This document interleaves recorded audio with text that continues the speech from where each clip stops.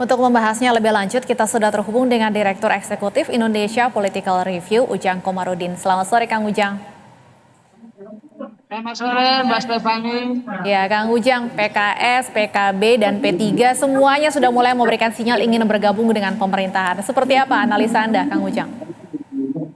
Ya, ini kan sudah saya prediksi ya, jauh-jauh hari ketika Prabowo diputuskan menang Pilpres oleh KPU. Saya mengatakan waktu itu tidak akan ada hak angket, saya bilang. Hak angket itu ya tapi tidak akan terjadi. Faktanya memang hak angket tidak akan terjadi. Lalu saya analisa juga bahwa nanti itu P3, PKB juga kemungkinan besar akan merapat ke pemerintahan. Dan ternyata ya indikasi itu besar masuk ke pemerintahan. Karena kita tahu, sama-sama tahu, ketika pasca pengumuman di KPU, Pak Prabowo datang ke PKB kan, dan Cak Imin mengatakan akan bekerjasama dengan Partai Gerindra. Itu juga sudah cikal bakal indikasi PKB akan mendukung pemerintah.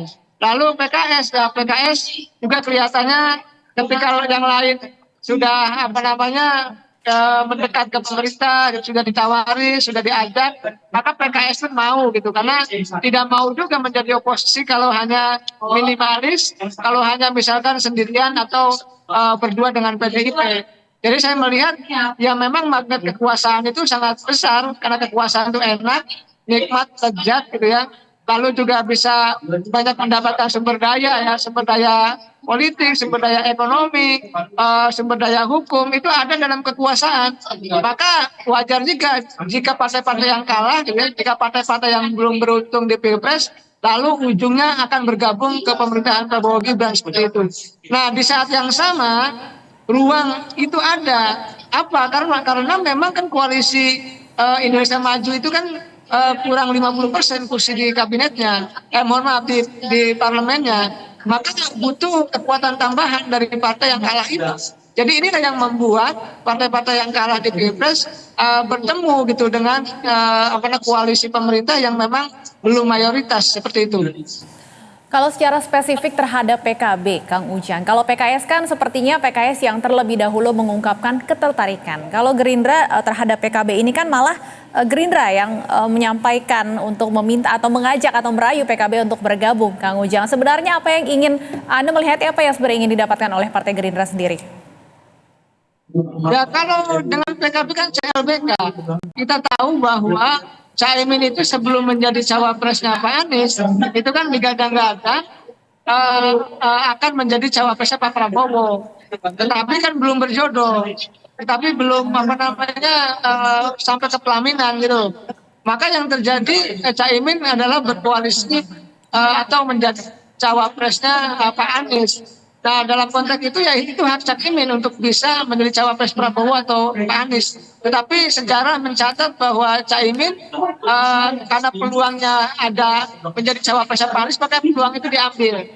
Walaupun memang posisinya kalah, maka ketika peluang masuk pemerintahan itu ada dan bahkan diajak oleh Pak Prabowo, ya, diajak oleh Partai Gerindra, ya kan maka peluang itu akan diambil.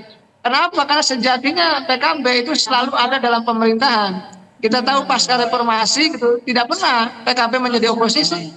Selalu DNA-nya ada dalam pemerintahan. Entah dalam posisi menang ada di pemerintahan, entah dalam posisi kalah juga akan bergabung di pemerintahan seperti itu. Baik, artinya dengan histori seperti itu, prediksi Anda sangat mungkin atau bahkan hampir pasti PKB akan mengiyakan rayuan dari Gerindra.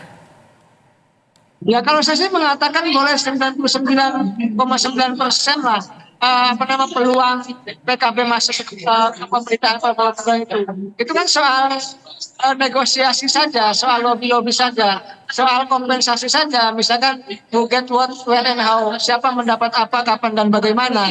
Karena di politik itu kan tidak ada istilah ikhlas-ikhlasan. Tidak ada makan siang yang gratis. Ketika mendukung pemerintah, ya pasti akan mendapatkan misalkan jatah kursi menteri. Dan itu menjadi pola yang umum saja dalam konteks bangunan koalisi di Indonesia. Ketika yang satu butuh, yang satu juga menerima. Ketika yang satu menginginkan dukungan, maka ya yang satu lagi mendapatkan kompensasi. Saya melihat bahwa PKB itu ya tidak akan jauh-jauh, pasti posisinya ada di pemerintahan seperti itu. Baik, terima kasih Direktur Eksekutif Indonesia Political Review, Ujang Komarudin sudah bergabung bersama kami di Berita Satu Sore. Selamat sore, sehat selalu Kang Ujang.